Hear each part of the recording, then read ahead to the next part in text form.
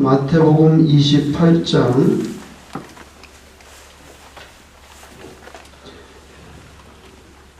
우리가 마태복음을 그동안에 계속 공부했는데요. 이제 오늘은 마지막 장에 도달했습니다.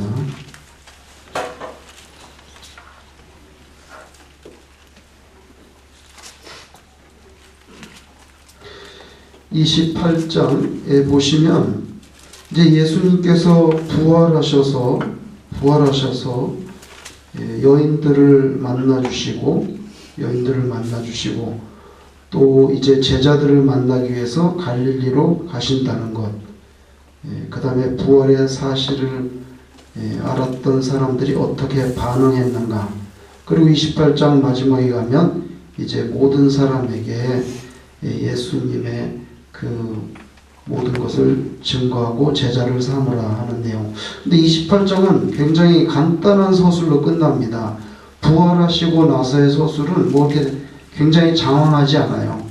부활하셔서 그냥 여인들 만나시고 제자들 만나려고 갈릴리 가신다는 것, 그죠? 그 다음에 마지막에 이제 그 모든 사람을 제자 삼아서 세례도 주고 가르쳐라.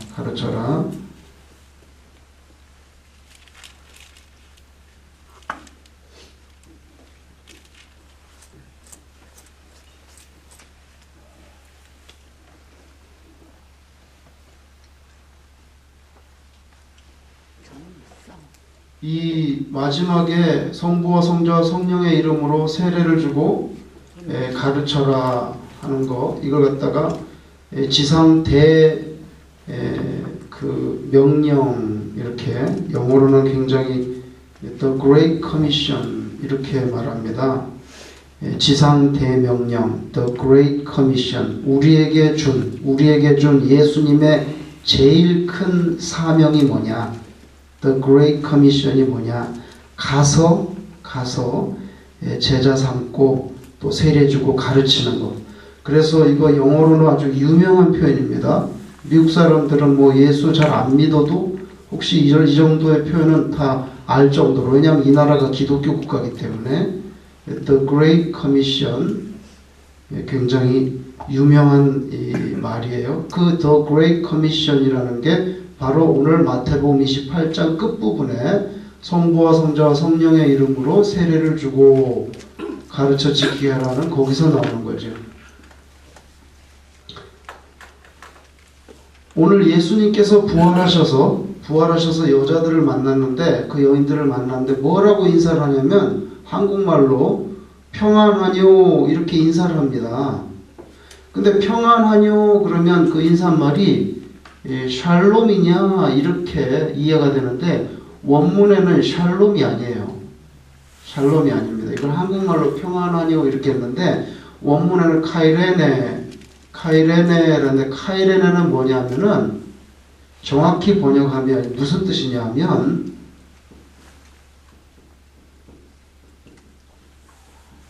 명령입니다. 기뻐하라. 예수님께서 부활하신 다음에 여인을 만난다, 막달라 말하면서 기뻐하라 이렇게 원문에 되어 있는데 한국말로는 평안하뇨 이렇게 되어 있어요. 그리고 샬롬 이렇게 묻는 것처럼 샬롬 아니에요. 샬롬 아니에요. 그 다음에 형제들, 내 형제들에게 가서 내가 원래 부활하면 만나자고 했던, 약속했던 장소로 가라 그래라. 근데 예수님께서 제자들인데요, 분명히 제자들을 그렇게 해서 형제들이라고 불렀다는 거예요.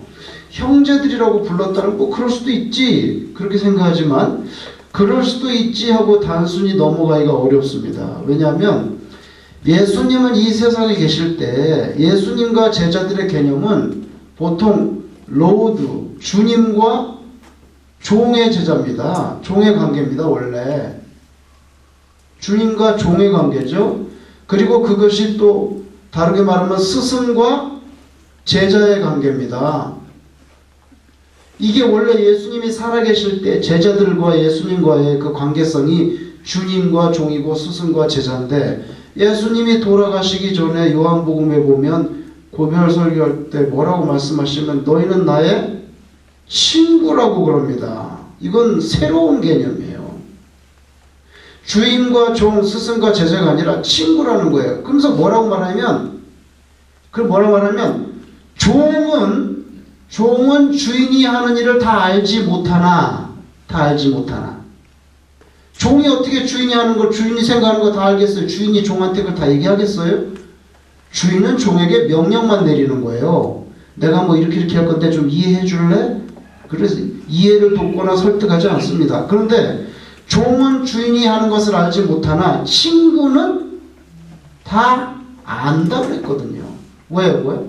친구 사이에는 비밀이 없단 말이죠. 진짜 친구 사이에는 비밀이 없다 이거예요. 그래서 내가 종말에 관계된 거 다 너희들한테 말하지 않았냐. 그래서 너희는 나의 친구라고. 그러면서 이런 말씀도 하셨죠. 친구를 위하여 목숨을 버리는 그 사람보다 더 큰 사랑은 없다 그랬잖아요. 그 친구를 위하여 목숨을 버린 사람이 누굽니까 지금? 예수님입니다. 예수님이 제자들과 우리를 위해서 목숨을 버리잖아요. 그러니까 친구를 위하여 목숨을 버리는 것보다 더 큰 사랑이 없다고 그런 말씀하셨는데 그거 바로 자기를 두고 하는 말이에요. 자기를 두고. 그러면서 너희들은 나의 친구라고 그랬잖아요. 그래서 원래는 주님과 종, 스승과 제자인데 이거 요한복음에 보면 친구라는 개념으로 변화가 됩니다. 돌아가시 전에. 그럼 부활하시고 난 다음에는 친구도 아니야. 뭐예요? 형제라는 거예요. 그렇기 때문에 이런 개념으로 볼 때 오늘 본문에서 막달라 마리아들에게 야, 내 형제들한테 내가 만나자고 하는 대로 가라 그래라 그 말씀했을 때 그거 형제들이라는 표현을 그렇게 소설 읽듯이 수필 읽듯이 쓱 지나가면 안 된다는 거예요. 굉장히 중요한 개념이 이게. 예수님은 인간이지만 신이에요. 신이 어떻게 우리하고 형제가 됩니까? 근데 예수님이 형제라고 부르셨단 말이죠. 굉장한 변화예요. 주인, 스승, 그 다음에 친구, 이제는 형제, 더 가까워져요. 점점 더 가까워져요.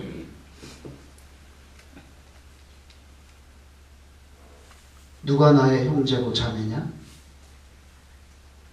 하나님의 뜻대로 행하는 자가 뭐요? 형제요? 자매요. 그렇게 말씀하셨죠 옛날에. 그죠?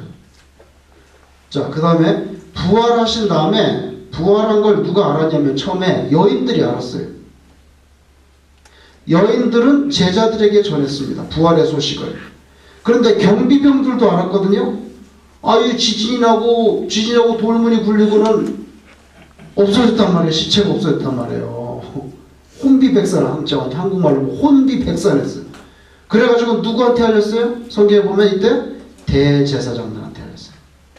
대제사장들한테 알렸어요. 근데 대제사장들은 뭐라고 그랬냐면 돈을 찝어준 것 같아요. 돈을 찝어주면서 야, 이렇게 말해라. 뭐라 그래?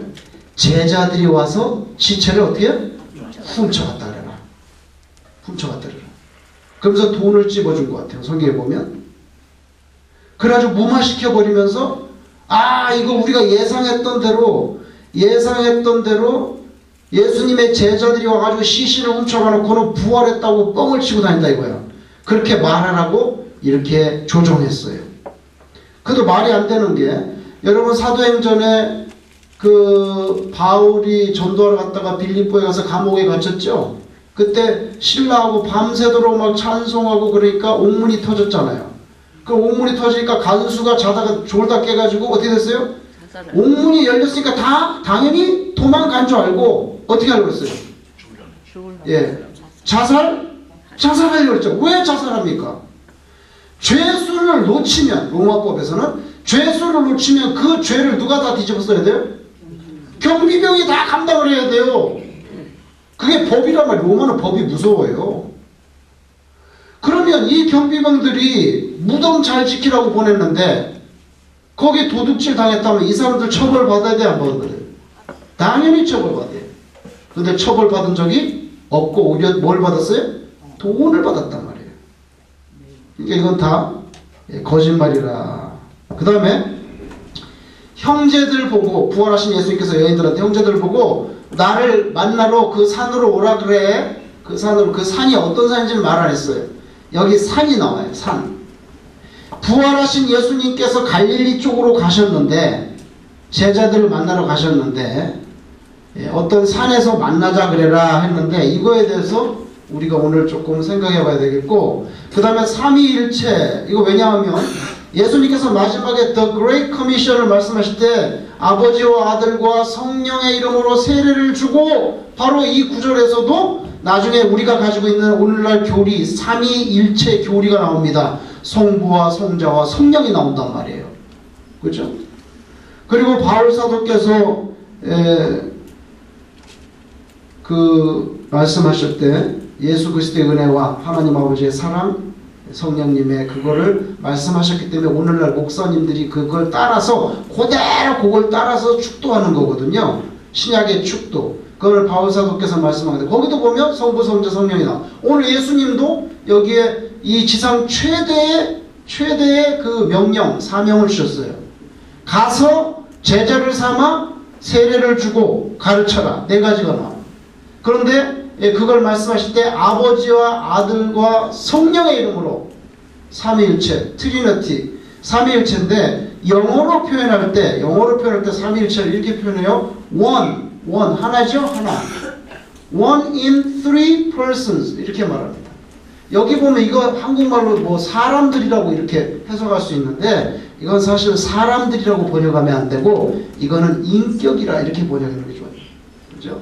하나인데 3개의 인격에 있는 하나, 이렇게 삼위일체 표현할 때, 영어로 표현할 때는 삼위일체를 어떻게 말하냐, 한 단어로는 트리니티라고 하지만 one in three persons, 3인격체 안에 한 분, 이렇게 표현한다는 것.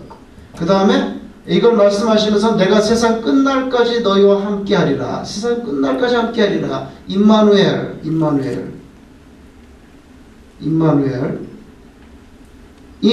히브리 말로 이게 임인데, 영어로 하면 임인데, 이건 전치사예요.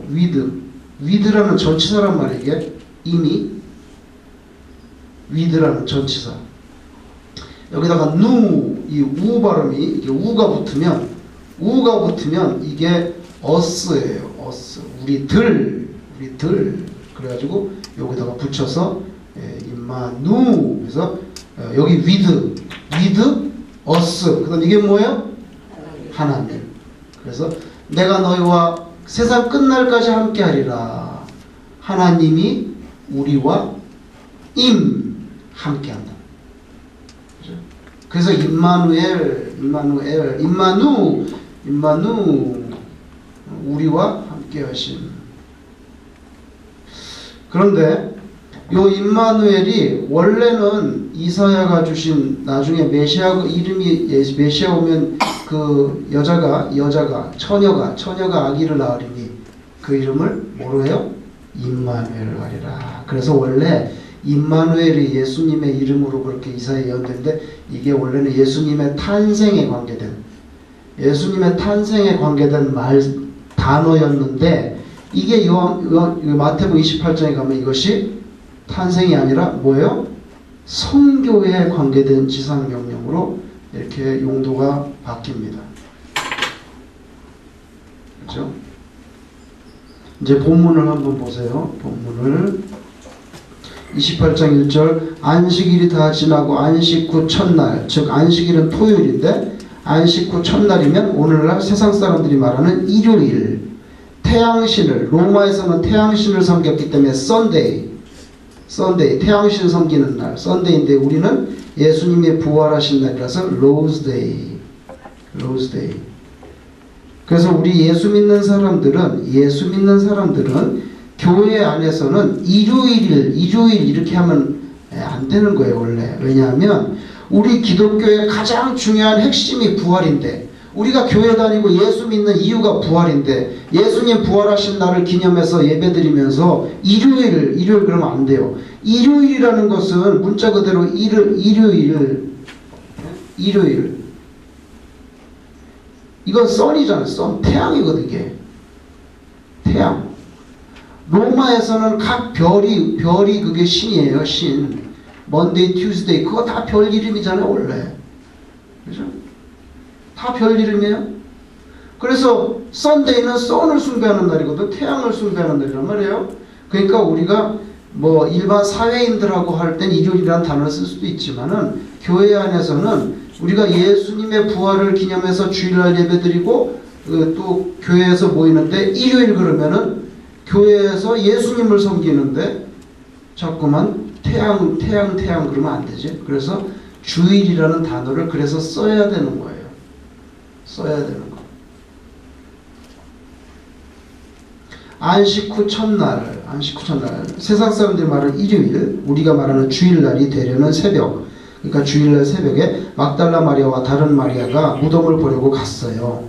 큰 지진이 나며 주의 천사가 하늘로부터 내려와 돌을 굴려내고 그 위에 앉았어요. 그 형상이 번개 같고 그 옷은 눈같이 흰데 지키던 자들, 아까 경비병들이죠. 지키던 자들이 그를 무서워하여 떨며 죽은 사람같이 됐어요. 얼마나 놀랐는지 완전 죽은 사람같이 되었더라. 천사가 여자들에게 말하여 이르되 너희는 무서워하지 말라. 그러니까 여자들도 되게 무서워서 벌벌 떨고 있었던 거죠. 무서워하지 말라. 십자가에 못 박힌 예수를 너희가 찾는 줄을 내가 아노라. 그가 여기 계시지 않고 그가 말씀하시던 대로 어떻게 됐어요? 살아나셨느니라. 와서 그가 누우셨던 곳을 보라.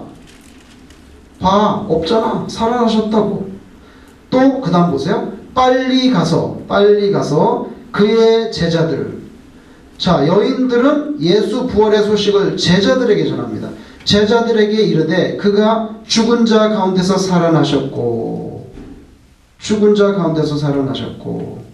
너희보다 먼저 어디로 갑니까? 갈릴리로 가시나니 거기서 너희가 배우리라. 갈릴리에서 만나자. 그쪽으로 오라고 좀 얘기해줘. 이렇게 천사들이 얘기했어요. 내가 너희에게 일렀느니라 하거늘 그 여자들이 무서움과 큰 기쁨, 겁나기도 하고 예수님이 살아나셨다니까 이거 정말 너무 기쁜 일이에요. 무서움과 큰 기쁨으로 빨리 무덤을 떠나 제자들에게 알리려고 막 달려가다가 누굴 만났어요? 예수님을 만났어요.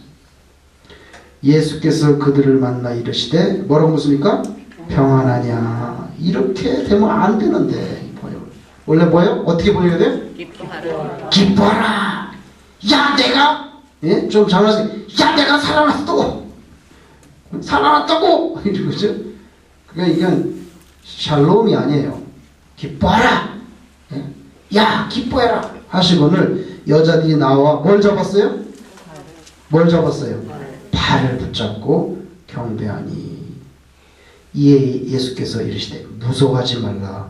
가서 내 형제들에게 갈릴리로 가라 하라. 거기서 나를 보리라.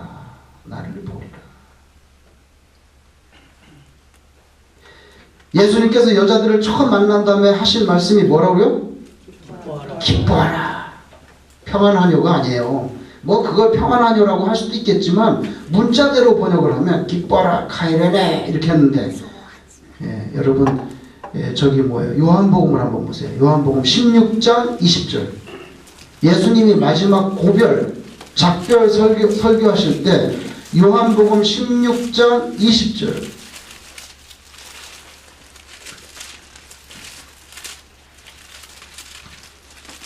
요한복음 16장 20절 같이 읽겠습니다. 시작. 내가 진실로 너희에게 이르노니 너희는 곡하고 애통하겠으나 세상은 기뻐하리라. 너희는 근심하겠으나 너희 근심이 도리어 기쁨이 되리라. 내가 십자가에서 못 박혀 죽으면 막 통곡하고 너희는 울 거야. 그런데 너희 근심이 최종적으로는 뭐가 돼요? 기쁨이 되리라. 이렇게 약속을 하셨어요. 너희 뭐 울 건데 막 울고 그럴 건데 그러다가 그게 기쁨이 될 거야. 이렇게 말씀하셨는데 오늘 부활하시고 난 다음에 뭐라니까? 기뻐하라. 이렇게 말씀하셨어요. 기뻐하라. 그죠? 그 예수님께서 말씀하신 대로 됐네요. 말씀하신 대로 됐어요.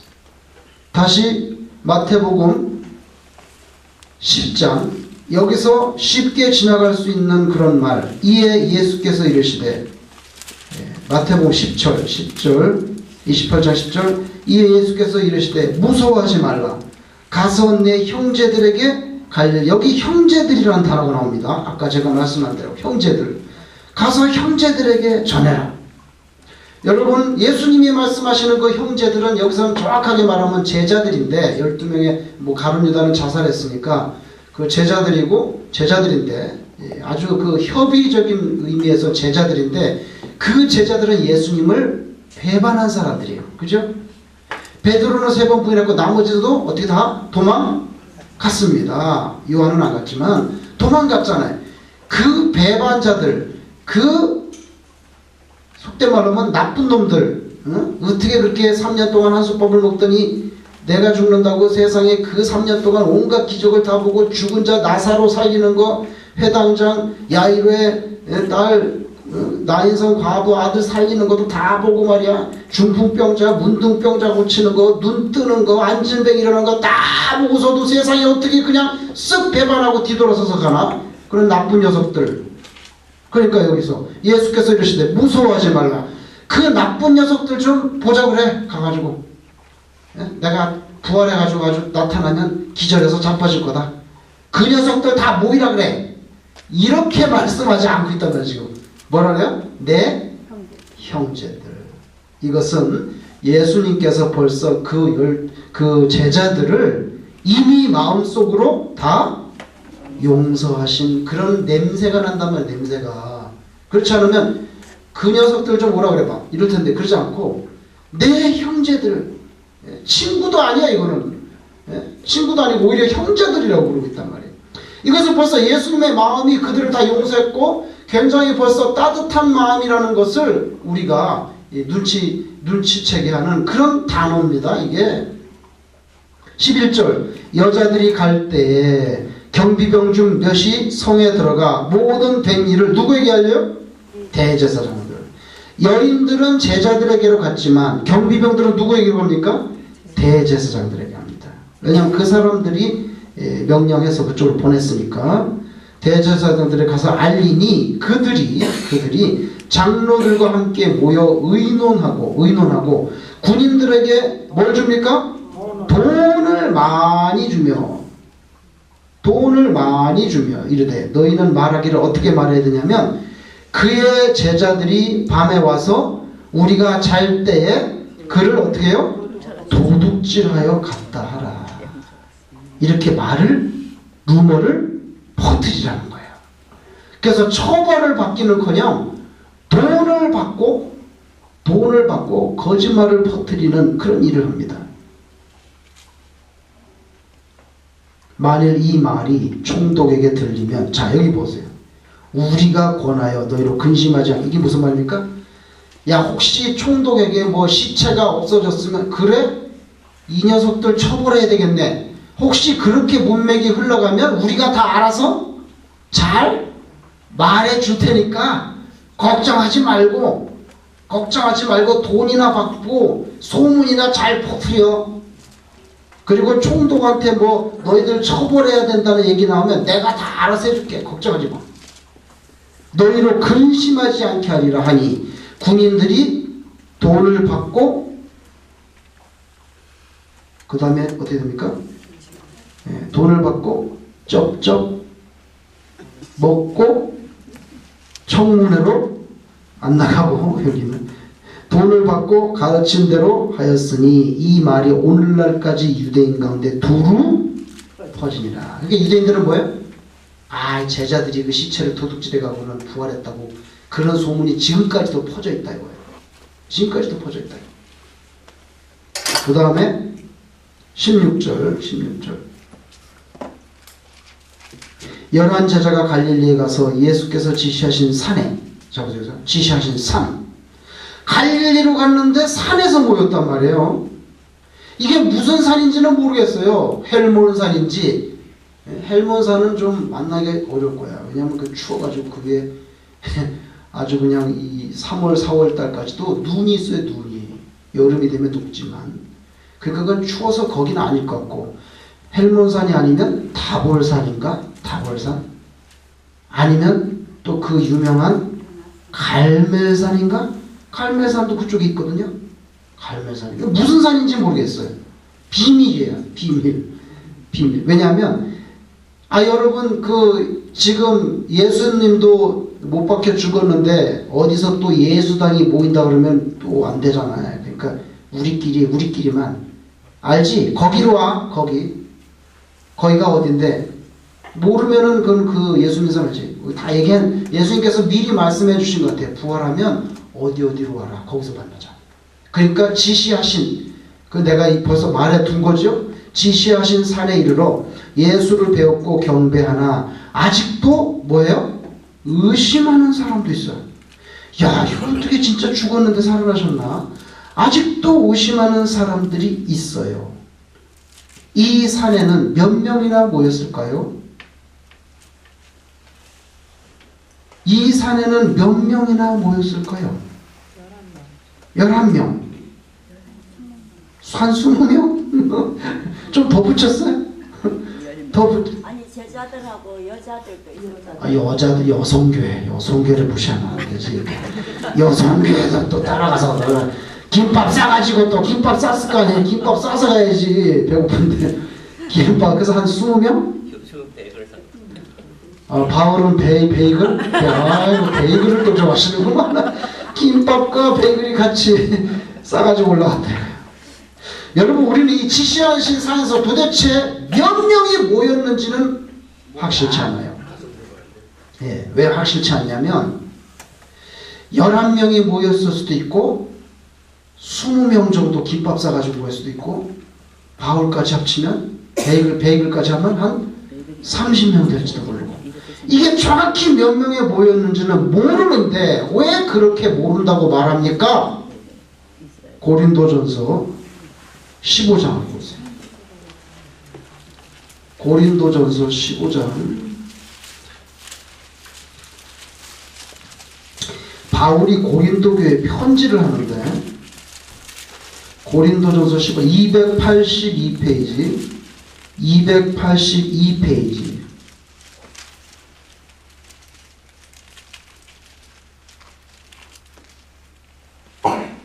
15장 1절.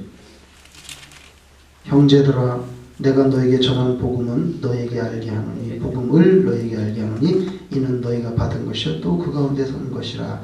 너희가 만일 내가 전한 그 말을 굳게 지키고 헛되이 믿지 아니하였으면 그로 말미암아 구원을 받으리라. 내가 받은 것을 먼저 너에게 전하였노니 이는 성경대로 그리스도께서 우리 죄를 위하여 죽으시고 장사 지낸 바 되셨다가 성경대로 사흘 만에 다시 살아나사 게바에게 보이시고, 게바는 베드로입니다. 후에 12 제자에게 와. 그 후에 몇 명이 나옵니까? 500여 형제에게 어떻게 여러 번에 걸쳐서요? 아니면 일시에. 그럼 한꺼번에 500대 1로 만났다는 뜻이네. 그 후에 500여 형제에게 일시에 보이셨나니 그 중에 지금까지 대다수는 살아있고, 게바에게 보인 적도 있고 12명한테 보인 적도 있는데 한 번은 500명 정도에게 한꺼번에 만나 주셨지. 그리고 그 중에 대부분 아직도 살아있다고. 그 사람들이 어떤 사람은 잠들었으며 몇 명은 벌써 죽었네, 그죠? 근데 지금까지 대다수는 살아있고. 그래서 학자들은 지시하신 산으로 가서 나를 만나자 했을 때 11명만 만난 것인지, 아니면 김밥과 베이글 싸가지고 한 500명이 산에서 만난 것인지 그런 생각을 하는 거예요. 왜? 여러분, 어떤 집에서 500명 만나기는 어렵습니다. 집에서 500명 만나기는 어려워요. 들판에서 500명 만날 수도 있지만 그것도 쉽지가 않아요. 왜냐하면 노출이 되니까. 제자들도 여러분 문 걸어 잠그고 있었던 거 아시죠? 지금 분위기가 그런 분위기였어요. 그래서 혹시 학자들은 여기 지시하신 산에서 만난 것이 11명인지 아니면 500명을 한꺼번에 산에서 김밥과 베이글과 함께 같이 만나신 것인지, 그래서 바울 사도의 이 편지 말씀에 의하면 굉장히 많은 숫자를 한꺼번에 만나 주신 적도 있다.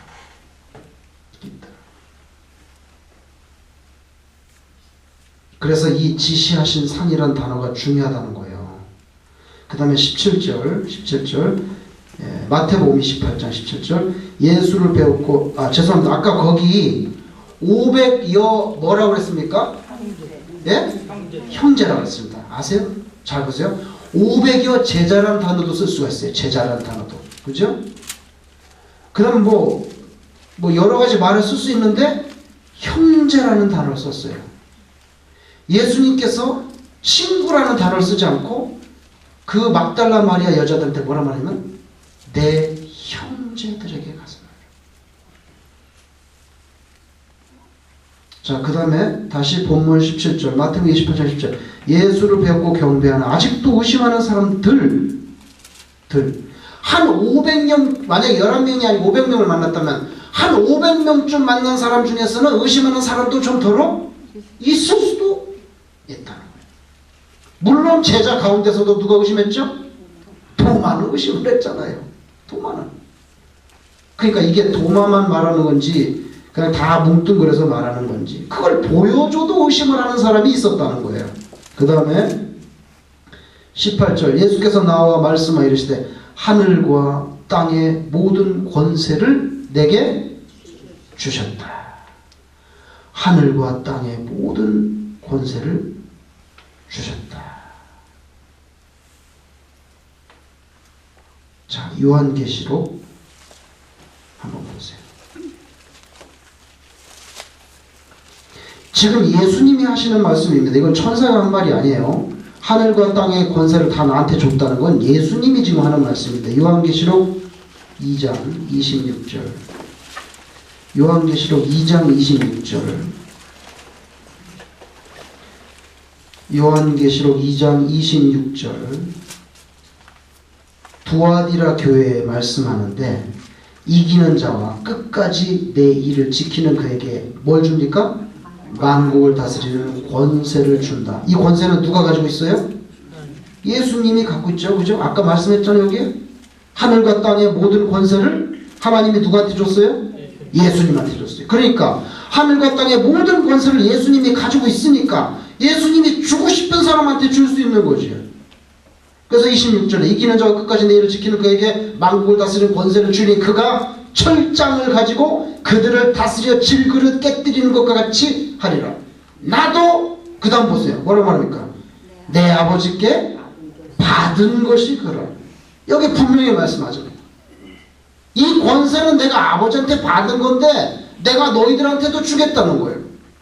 그게 여기 마태복음 28장 18절에 보면은 하늘과 땅의 모든 권세를 내게 주셨으니 이게 주셨는데 그것도 나눠준다는 거지. 그죠? 그 다음에 마지막 이제 그레이트 커미션이 나옵니다. 그러므로 너희는 그 권세를 가지고 가라는 거예요. 그 권세를 가지고 너희는 가서 모든 민족을 제자로 삼아 아버지와 아들과 성령의 이름으로 세례를 주는데 여기 바로 삼위일체가 나옵니다. 성부와 성자와 성령의 이름으로. 여기 이름이라는 단어가 중요해요. 왜 중요하냐? 이름으로 했을 때 이름이 삼위일체가 안 되려면 뭐가 돼야 돼? 이름들. 근데 여기 뭐라고 돼 있어요? 이름. 제가 원문에 확인해 보니까 단수로 돼 있어요. 단수. 성부와 성자와 성령의 이름들이 아니라 성부와 성자와 성령의 이름. 플루랄이 아니라 싱귤러로 돼 있어요. 단수로 돼 있어요. 그래서 삼위일체, one in three persons 이게 되는 거예요. 이 이름이 들이 아니에요. 원문에 단수로 돼 있어요. 그래서 삼위일체 교리가 이런 데서도 나오는 거지. 이런 데서도 나오는 거지. 근데 여러분, 너희는 가서 모든 민족을 제자로 삼으래. 모든 민족. 아니 그러면은 아무나 가서 막 제자 삼아? 모든 민족? 모든 민족으로 제자를 삼으래. 예외를 두면 안 된다는 거예요. 그러니까 전도는 그냥 뭐 다 가서 해야 돼. 한민족뿐만 아니라 누구한테도 가야 돼? 쪽민족. 쪽민족은 누굽니까? 예? 일본 민족도 가야 되는 거야 이게. 한민족한테만 가면 안 되고 쪽민족한테도 가고 예? 다 가야 돼. 왜냐하면 하나님이 다 가라잖아요. 예수님이 다 가라면 가야지. 뭐 어떻게 가야지. 여러분 놀라운 사실이 있어요. 쪽민족뿐만 아니라 더 가야 될 때가 있어요. 이사야를 보세요. 이사야 19장 989페이지 989페이지. 쪽민족은 아무것도 아니에요. 989페이지 보세요. 이사야 19장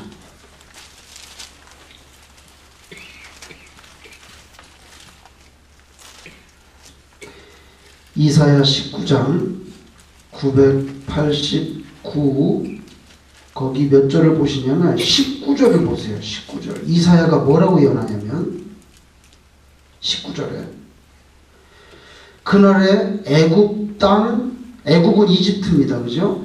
이집트 땅 중앙에는 여호와를 위하여 뭐가 있어요?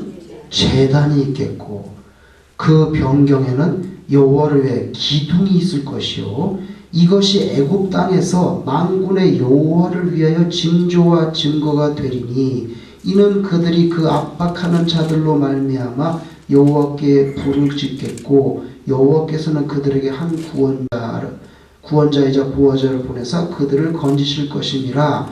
여호와께서 자기를 애굽이 이집트입니다.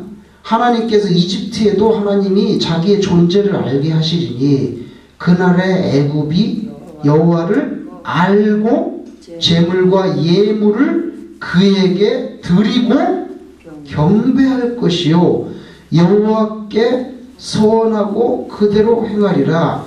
여호와께서 애굽을 뭐요? 치실지라도 치시고는 어떻게 합니까? 고치실 것이므로 그들이 여호와께로 어떻게 해요? 돌아올 것이니라. 여호와께서 그들의 간구함을 들으시고 그들을 고쳐 주시리라. 더 충격적인 말씀 24절 그날에 이스라엘이 애굽 및 아수르와 더불어 셋이 세계 중에 뭐가 돼요? 복이 되리라. 더 충격적인 말씀 25절 이는 만군의 여호와께서 복 주심에 이르시되 내 백성 뭐요? 애굽이요. 와 이건 쪽민족보다 더 센데 이집트는 이스라엘의 뭐예요? 원수입니다. 400년 동안 노예로 부렸던 400년 이상 그런 이집트도 하나님께서 나중에는 고쳐주시고 나한테 예배하고 제물 드리고 서원하고 제단 쌓게 하시고 그 다음에 복을 주시고 그 이집트도 누구의 백성이에요? 내 백성. 그죠? 25절 이는 만군의 여호와께서 복 주심이 이르시되 내 백성 애굽이요. 이거 굉장히 충격적인 예언이죠. 그죠? 유대인들에게 더군다나 유대인들은 자기네만 선민이라고 그러는데 벌써 구약시대에 하나님께서 다 이렇게 슬슬 흘려놨어요 사실은. 그래서 오늘 본문의 마지막에 The Great Commission에 뭐라고 말합니까? 쪽민족은 빼고 하라. 이집트는 너희 원수니까 빼고 하라 그러지 않아요. 모든 민족을 제자로 삼아. 오픈됐어요. 그죠? 유대교는 유대교인들에게만 적용됐지만 기독교의 복음은 완전히 오픈됐어요. 모든 사람들에게. 그래서 존 웨슬리 감리교회 창시자라고 하는 영국 사람 존 웨슬리 목사님은 뭐라고 말하냐면 세계가 나의 교구다 이렇게 말씀합니다. 세계가 나의 교구. 온 세상에 전도해야 된다는 거예요. 그런 말씀을 하셨죠.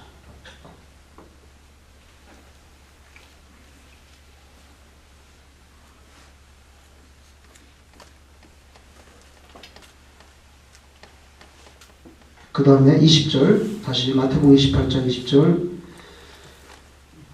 내가 너에게 분부한 모든 것을 가르쳐 지키게 하라. 볼지어다 내가 세상 끝날까지 너희와 항상 함께 있으리라.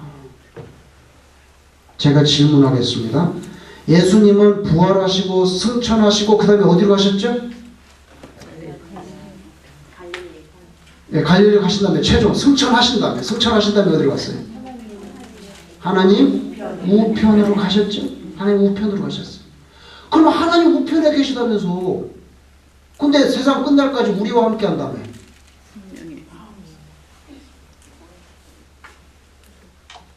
예, 한번 보세요. 마태복음 어디를 보시냐면은 1장 23절 1장 23절 마태복음 1장 23절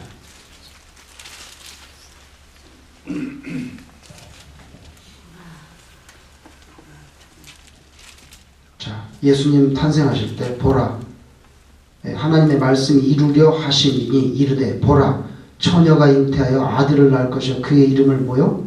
임마누엘이라 하리라. 이렇게 예수님의 탄생에 관계된 예언이었는데 이것이 이 1장이 아니고 끝나는 장 28장 끝부분에 보면 너희와 항상 함께 있으리라. 말은 그렇게 해놓으시고 승천해가지고 올라가셔놓고는 뭘 자꾸 계신다고 그래요? 말씀한 대로 요한복음 한번 보세요. 요한복음 14장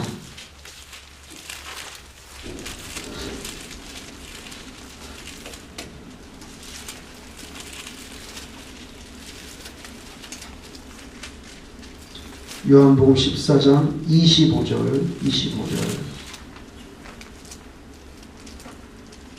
아직 십자가에 돌아가시기 전에 지금 고별 설교하니까 내가 아직 너희와 함께 있어서 이 말을 너희에게 하였거니와 보혜사 곧 아버지께서 내 이름으로 보내실 누굽니까? 성령 그가 너희에게 모든 것을 어떻게 해요? 가르치고 내가 너에게 말한 모든 것을 생각나게 하리라. 그러니까 아까 마태복음에서 뭐라고 말씀했어요? 세례를 베풀고 내가 너에게 분부한 모든 것을 어떻게 해요? 가르쳐 지키게 하라. 근데 이거 잘 가르치게 누가 도와줘요? 성령님이 도와줘요. 그래서 예수님은 부활 승천하셔서 하나님 우편에 올라가셨지만 세상 끝날까지 너희와 함께 하신다는 약속은 누구를 통해서 이루어집니까? 성령 하나님을 통해서 약속이 계속 지켜지고 있다.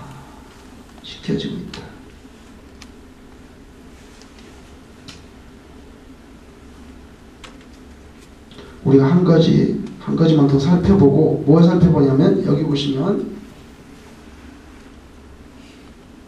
여기 형제들 예수님께서 제자들과의 관계성은 주인과 종, 스승과 제자였는데 이게 예수님이 십자가 지시기 전에는 마음이 뜨거워져가지고 친구다 넌 친구 사이는 비밀이 없지 내가 다 말했잖아 세상 마지막 때 일어날 거 마태복음에서 잔뜩 말씀하시고 요한복음에서도 친구다 친구를 위하여 목숨을 버리는 사람보다 더 큰 사람 없지 바로 자기가 가르쳐 하신 말씀인데 마태복음에 부활하셔가지고 형제들이라 했단 말이에요. 고린도전서 15장에도 보면 500여 형제들과 만났다고 돼 있대. 형제들이라는 단어를 썼어요. 요한복음을 한번 보세요. 1장 요한복음 1장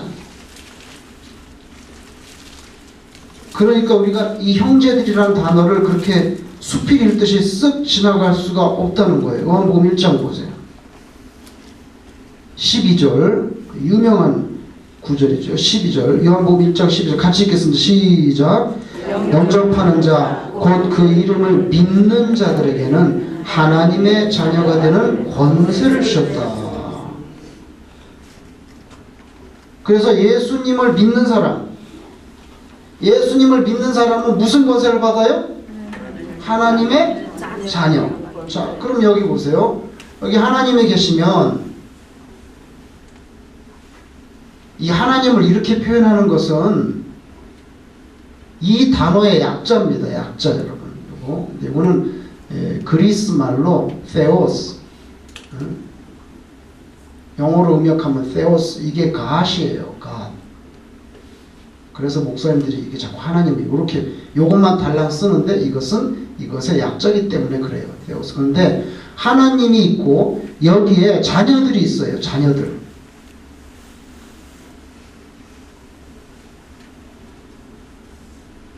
여기 children이 있어요. 여기 많은 children이 있어요. 하나님이 있고 children이 있어요. 하나님은 우리의 뭐예요? 아버지.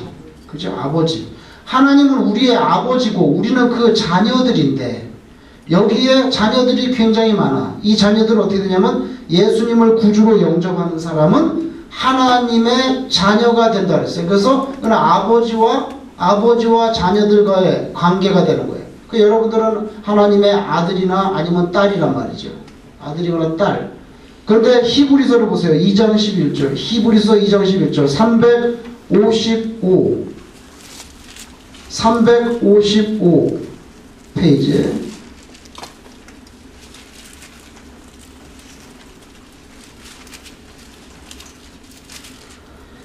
355 페이지 히브리서 2장 11절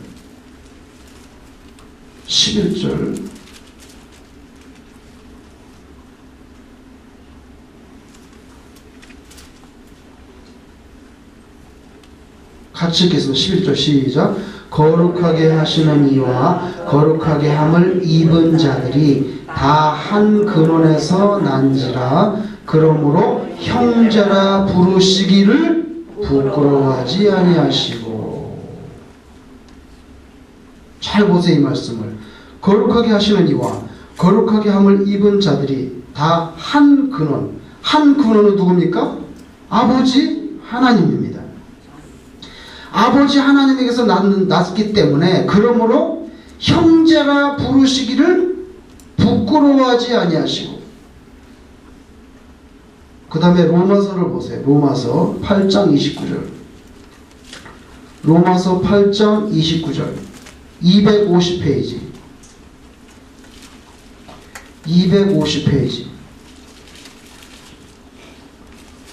로마서 8장 29절.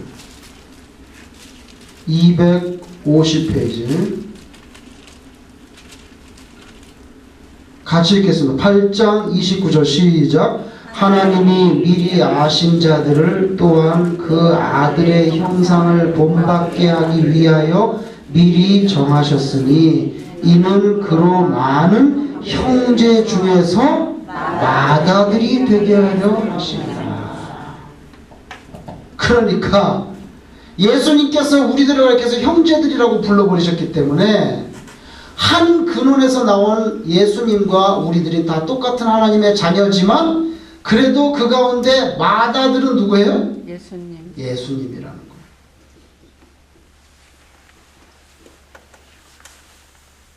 그래서 예수님께서 내 형제들에게 가서 이렇게 말하는데 히브리서 기자들도 형제라 그러고 또 로마서 쓰신 바울 사도도 예수님은 우리랑 형제지만 형제는 뭐예요? 맏아들이다. 이렇게 표현을 하셨단 말이에요. 표현을. 그러니까 예수님께서 여러분들을 얼마나 가깝게 대하신 줄 알 수 있어요. 예, 친구도 아니고 이제는 형제로. 그렇게 사랑하신다는 거예요. 사랑하신다는 거예요. 예수님은 우리를 갖다 형제라고 부르시는 것을 부끄러워하지 않는다 그랬는데 우리는 예수님을 부끄러워하는 경우가 없습니까? 여기 2세, 3세 아이들 학교 가서 밥 먹을 때 기도 잘 안 해요. 기도 안 합니다. 학교 퍼블릭 스쿨에 가서 앉아서 밥 먹을 때 아무도 기도하지 않아요, 애들이. 근데 거기서 자기만 눈 딱 감고 손까지 모으고 이렇게 딱 이렇게 기도하는 사람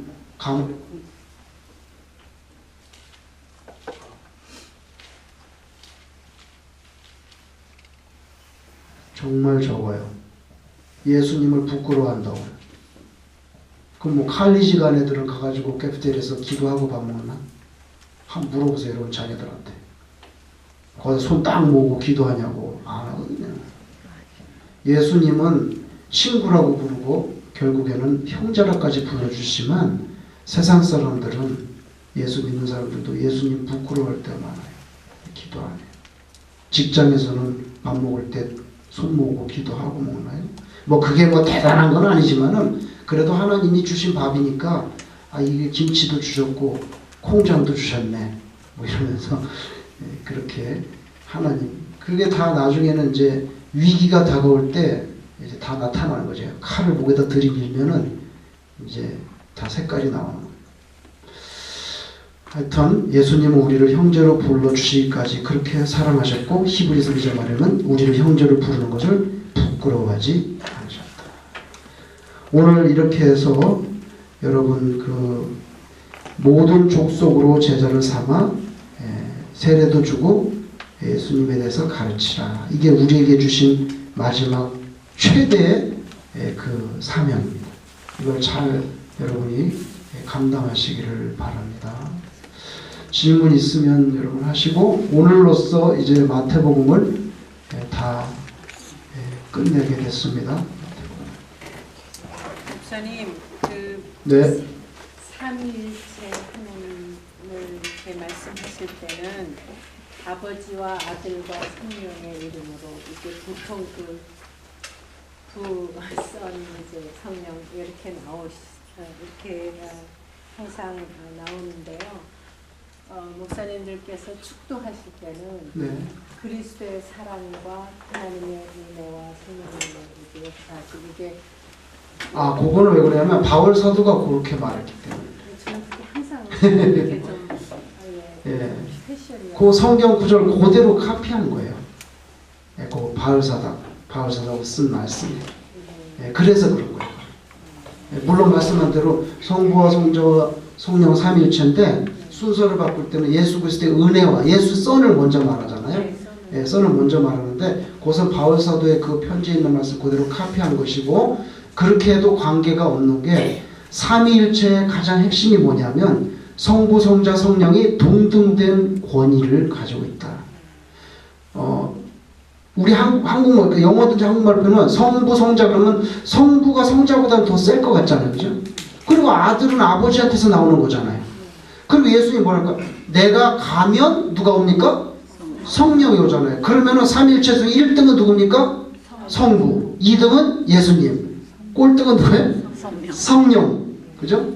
이렇게 1등, 2등, 3등 이렇게 되는 것처럼 말하는데 이것이 아니라 성부, 성자, 성령 뭐야? 동등된 권위와 능력. 그래서 우리가 세례문답할 때 그걸 먼저 가르치는 거예요. 삼위. 그래서 뭐 성령을 먼저 말하든 성자를 말하든 관계는 없어요. 교리상.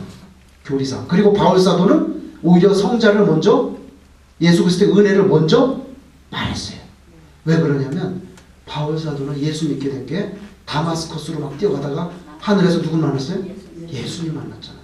그 예수님 만난 게 그 사람은 인생을 뒤집는 사건이었기 때문에 예수님이 너무 뜨거운 거예요. 그래서 예수님 먼저 말한 거예요. 그렇지만 여기서는 마태복음에서는 자기가 삼위일체를 말하면서 자기 먼저 말하기는 그러니까 성부와 성자와 성령 이렇게 말씀하신 것 같아요. 그러나 뭘 먼저 말해도 관계는 없고 항상 교리적으로는 성부와 성자와 성령이 동등된 권위와 능력을 가지고 있다. 이게 1번이에요. 그래서 뭐 성부가 성자보다 더 힘이 세지 그러면 그게 2단이 돼요. 바로 2단이 돼요. The Son has been begotten out of the Father 이렇게 예수가 아들이 아버지에게서부터 태어났다 이렇게 하면은 2단이 돼요. 바로 교리적으로. 항상 동등해. 표현만 성부, 성자, 성령 그렇게 하죠. 안 그러면 성령님이 꼴등되잖아요. 그죠? 성령이 꼴등. 성경에서 그렇잖아요. 왜냐하면은 구약 성경에 뭐라고 하냐면 하나님의 신이 충만해요. 하나님의 신이 성령님이에요.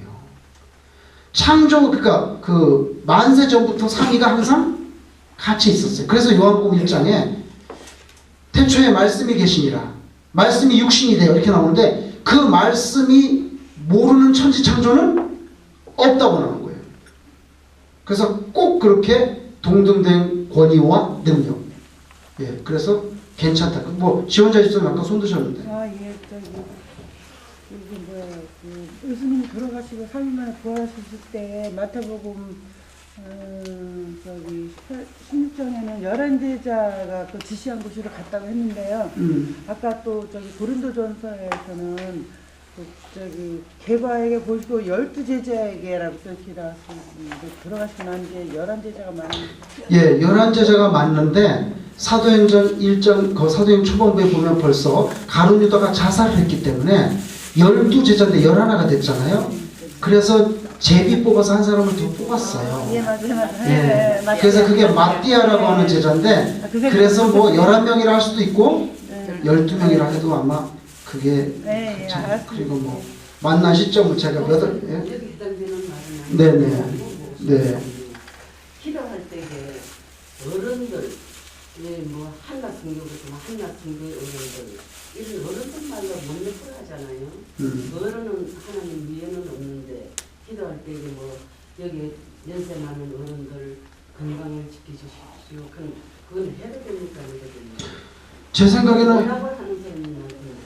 생각에는 해도 큰 문제가 없다고 생각해요. 어른 위에는 없는데 우리가 어른들 만약에 뭐 뉴욕하는 일반인들은 어른들 하지만 기도할 때는 어른을 만나서 말하고 뭐 그 말도 뭐 일리가 있는 말씀인데 어른들을 넣었다고 해서 그게 교리적으로는 큰 문제가 될 수 없는 게 기도할 때 어른들 뭐 원치 않는 어른들을 만났잖아요. 네네. 그게 안 된다. 기도할 때는 하나님 위에는 어른이 없으니까. 하나님 위에 어른 없는 건 우리가 다 알고 있기 때문에. 그런데 그 기도할 때는 어른을 요청하면 네. 근데 그건 뭐 목사님마다 좀 다르게 말씀하실 수 있는데 저는 뭐 큰 문제는 없다고 생각해요. 왜냐하면은 예를 들면 보세요. 만약에 보세요. 뭐 만약에 뭐 홍길동 권사님이 편찮다 이거예요. 그러면 기도할 때 우리가 하나님 아버지 홍길동 권사를 치료해 주세요. 그러면 한국 말 문맥상 어색하거든요. 이게. 그러니까 님자를 붙여. 그렇게 따지면은 님자는 아니 개인적으로 아니라 공기호에서도 우리가 맨날 뭐 홍재원 권사님 뭐 김달동 권사님 낫게 해주세요. 그러지 김달동 권사 낫게 해주세요. 이렇게는 안 하거든요. 그렇게 따지면 님자도 오직 누가에만 붙여? 하나님께만 붙여야지. 그러면은 기도할 때도 뭐 암흑의 장동수 집사를 고쳐주세요. 이렇게 우리가 집사님 그 예의상 그렇게 하는 거지. 우리가 님자를 붙인다고 해서 하나님보다 더 존경한다는 뜻은 아니잖아요. 우리가. 그러니까 제가 볼 때는 큰 문제는 없을 것 같아요. 연로하신 어르신들이라고 해야지 연로하신 권사님이라고 하면 연로하신 장로님도 그렇지. 맞아. 연로하셔. 그러니까 김밥만 중요한 게 아니라 또 베이글도 싸야 되니까.